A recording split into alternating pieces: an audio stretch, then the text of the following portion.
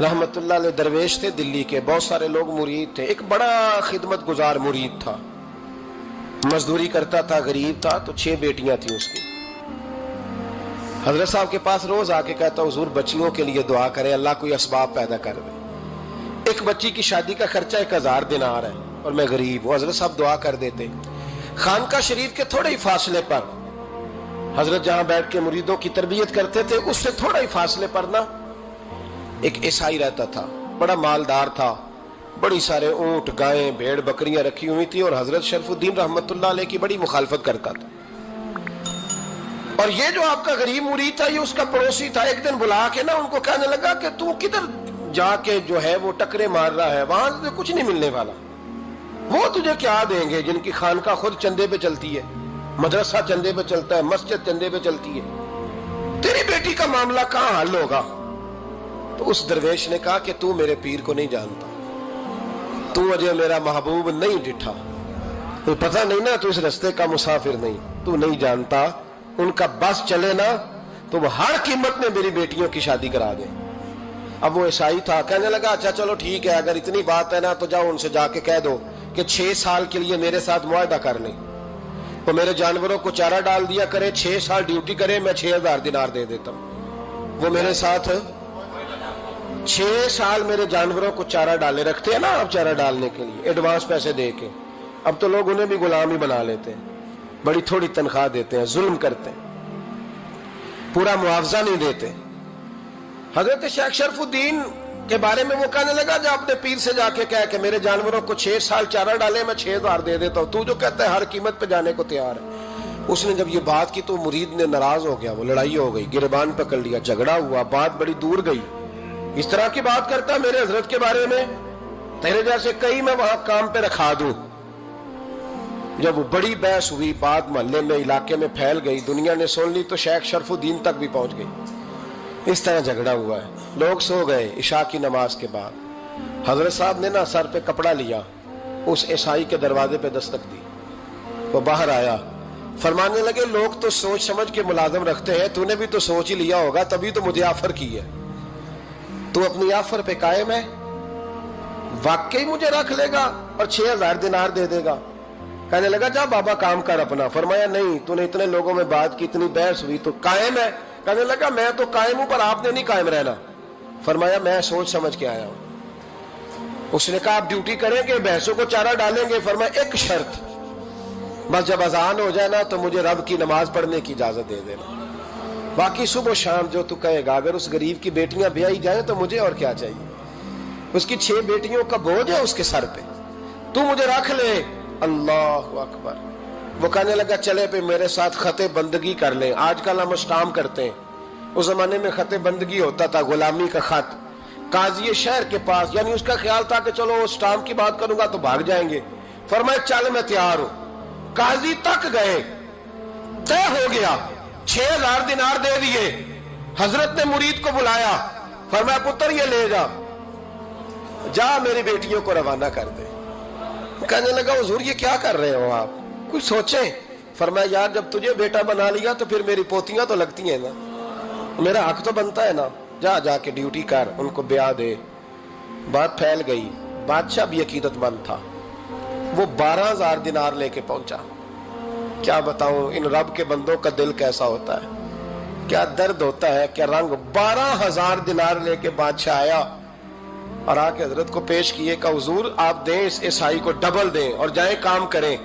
आप फरमाने लगे तू पैसे दे, शर्तें ना लगा, मेरा जहां दिल करेगा मैं खर्च करूंगा, मुझे तो मजा ही अब आने लगा है, अभी तो लुत्फ आ रहा है, अभी तो जायका आया है कुछ करने का, पैसे देने या तो दे, पाबंदी ना लगा, जहां मेरा दिल करेगा मैं। उसने कहा हुजूर ठीक है रख ले।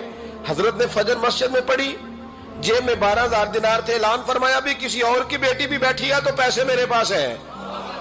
वो 12000 दिनार भी बांट दिया और 12000 दिनार बांट के ना तो फिर चले गए खेत में चारा काटने। उस ईसाई को किसी ने बतलाया कि उनके पास तो 12000 आया है पर तुझसे जान नहीं छुड़ाई उन्होंने, वादा ये हुआ था कि 6 देंगे तो जाएंगे, जब तक देंगे नहीं तेरे घर में काम करेंगे।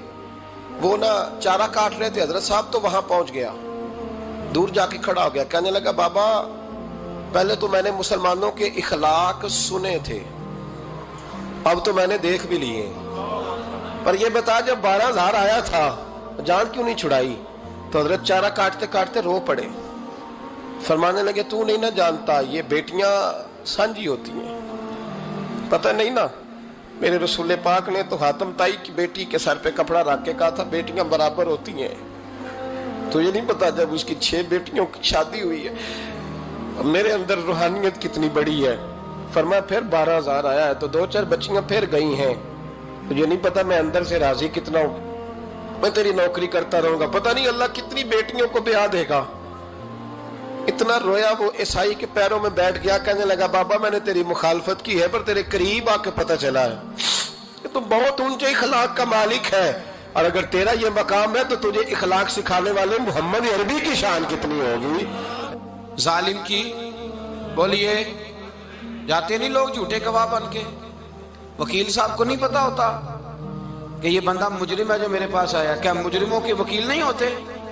بولے تو اس کو پتہ نہیں ہوتا وکیل صاحب کو کہ یہ صاحب مجرم ہے، میرے پاس مقدمہ لے کے آئے، اور اگر بے ادبی نہ ہو جائے تو میرا خیال ہے قاضی عدالت کو بھی پتہ ہوتا ہے کہ مجرم کون ہے اور مظلوم۔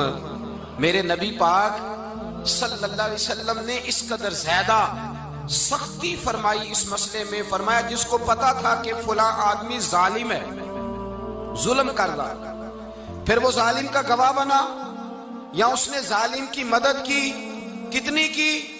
شارحین لکھتے ہیں چاہے اس نے ایک جملہ بول کے کی، چاہے ایک، سارے بولیے، چاہے ایک غریب کو اس نے ظلم کیا تو کہتے ہیں علاج یہ سی، چاہے ایک جملہ بول کے کی، شارحین اس حدیث کی شرح میں لکھتے ہیں ایک جملہ بول کے چاہے مدد کی، جس بندے نے کسی ظالم کی مدد کی کسی مقدمے میں یا کسی صورت میں اور اسے پتا تھا یہ ظالم ہے، میرے نبی پاک صلی اللہ تعالیٰ علیہ وسلم فرماتے ہیں اگر اس نے مدد کی، ابھی ظالم کی بات نہیں ہو رہی، ظالم کے مددگار کی بات ہو رہی، اگر کسی نے ظالم کی مدد کی تو حضور فرماتے ہیں خدا بھی اس سے بری و ذمہ ہے، رسول بھی اس سے بری و ذمہ ہے۔ سنبھال کے رکھے اپنی نمازیں، قربانیاں، حج، زکوٰۃ سنبھال کے رکھے۔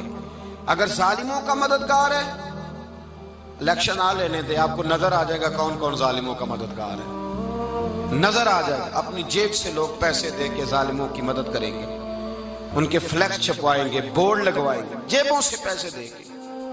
ہم نے خود آگ لگائی ہے چمن میں اپنے، بے سبب گردشی ایام کو الزام نہ دو، ہم نے خود نور کا ظلمت سے کیا ہے سودا، کر کے توہین سحر شام کو الزام نہ دو۔ ظالموں کے مددگار میدان میں آ گئے، یہ چھوٹا لفظ نہیں، میرے حبیب پاک صلی اللہ علیہ وسلم نے فرمایا جو ظالم کا مددگار ہے سن لے جو سجن کے ساتھ کچہری جاتا ہے، وہ یاد رکھے جو دوست کا گواہ بنتا ہے، وہ یاد رکھے جو کہتا ہے میں مانگی گیا تھا، مجھے بلایا گیا تھا قبضہ چھڑانے کے لیے کسی غریب بیوہ کی جائیداد پہ، کب وہ سن لے تو مدد کر کے نہیں آیا، تو خدا کے ذمے سے نکل گیا ہے۔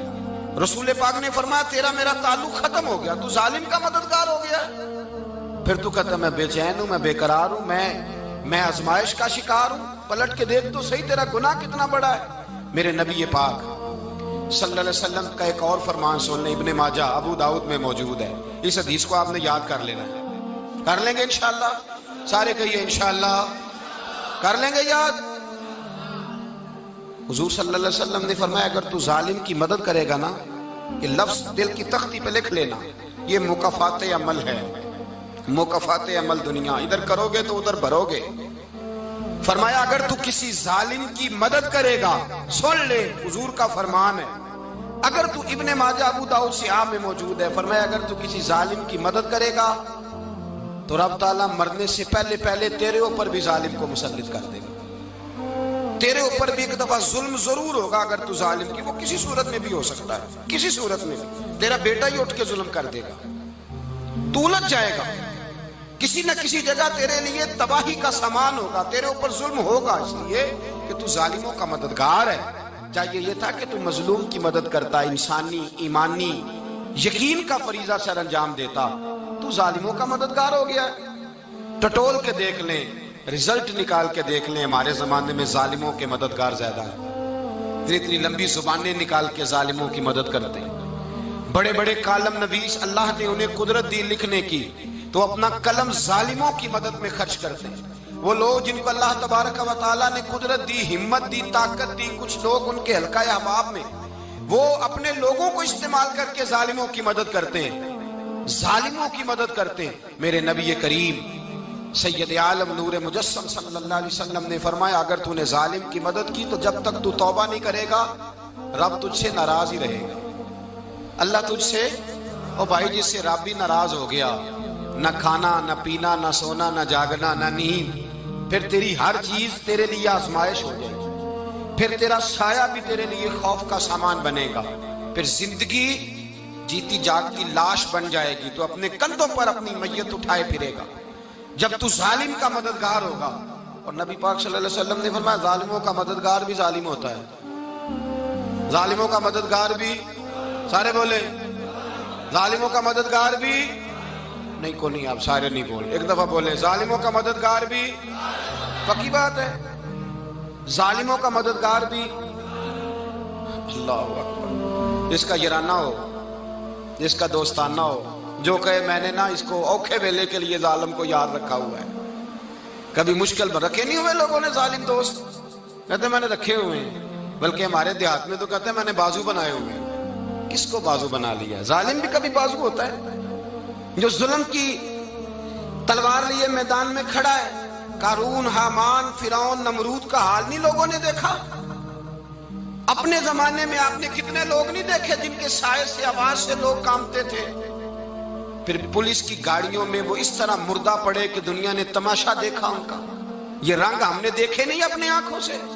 فرمایا ظالم کا مددگار بھی، جو کار میں بٹھا کے لے کے گیا وہ بھی ظالم، جس نے چائے پلائی وہ بھی، جس شخص نے کھانا کھلایا وہ بھی، جو کچہری تک ساتھ گیا وہ بھی، جس نے فلیکس کے نیچے، بڑے شرابی کے نیچے چھوٹی اپنی فوٹو لگائی وہ بھی، جو ووٹ کی پرچی ڈالنے گیا وہ بھی۔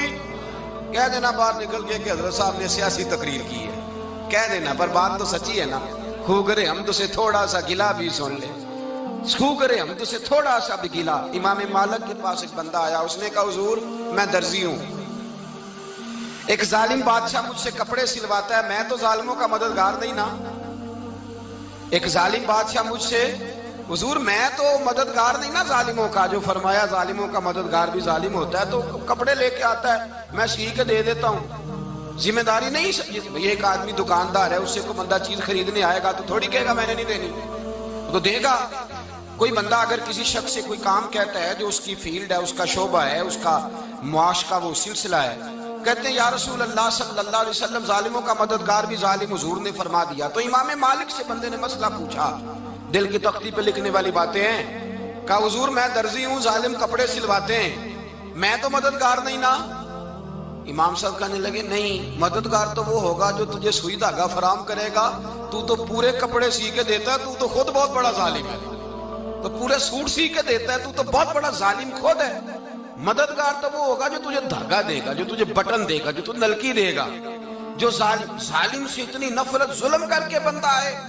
یہاں تو ہمارے زمانے میں ہیرو بن جاتے ہیں لوگ، ظالم ہیرو ہے، لوگ اس سے ڈرتے پھرتے ہیں، گھومتے پھرتے ہیں، اور بہت سارے کم مزاج لوگ اس کے پیچھے ہاتھ باندھ کے پھرتے ہیں۔ ظالموں کی مدد کرنا، ظالموں کے ساتھ رہنا، یہ ظلم ہے، ظلم، یہ زیادتی ہے۔ میرے نبی پاک صلی اللہ تعالی علیہ وآلہ وسلم نے ارشاد فرمایا، یاد رکھو رب فرماتا ہے میں مظلوم کی مدد ضرور کروں گا، چاہے جلدی کروں چاہے دیر سے کروں، میں مظلوم کی مدد۔ اور حضور صلی اللہ علیہ وسلم نے فرمایا ہے، حضرت معاذ بن جبل کہتے ہیں حضور نے مجھے یمن کا گورنر بنایا، جب میں جانے لگا نا تو حضور نے بڑی نصیحتیں کی، بخاری میں موجود ہے، فرماتے ہیں جب میں پلٹنے لگا تو میرے رسول نے فرمایا معاذ ایک منٹ ٹھہر جا، ایک بات میری یاد رکھنا، اس کو نہ بھولنا۔ کہا حضور کیا؟ فرمایا دیکھنا کسی پہ ظلم نہ کر بیٹھنا، کہیں تجھ سے زیادتی نہ ہو جائے۔ محبوبہ پھر حضور نے فرمایا سن میرے معاذ، میں تجھے گورنر بنا رہا ہوں، زیادتی نہ کر بیٹھنا۔ یا رسول اللہ صلی اللہ علیہ وسلم کیا ہوتا ہے؟ تو میرے کریم نے فرمایا جب مظلوم دعا کے لیے ہاتھ اٹھاتا ہے تو عرش کا مالک کہتا ہے فرشتوں پیچھے ہٹ جاؤ، عرش کا مالک کہتا ہے فرشتوں پیچھے ہٹ جاؤ۔